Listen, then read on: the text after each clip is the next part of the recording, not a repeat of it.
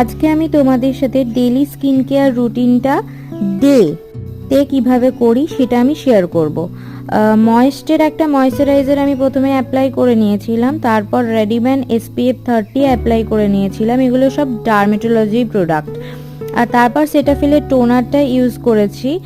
আর তারপর যেটা ইউজ করেছি পিএসির প্রাইমার প্লাস ফিক্সার সেটা, আর মার্সের একটা স্ট্রোক ক্রিম, আর ফিটমির একটা আমার শেডের ফাউন্ডেশন, দুটো মিক্সড করে আমি অ্যাপ্লাই করেছি। আর এখানে প্লামের যে লিপ অ্যান্ড চিক টিন্ট আছে সেটা ইউজ করেছি।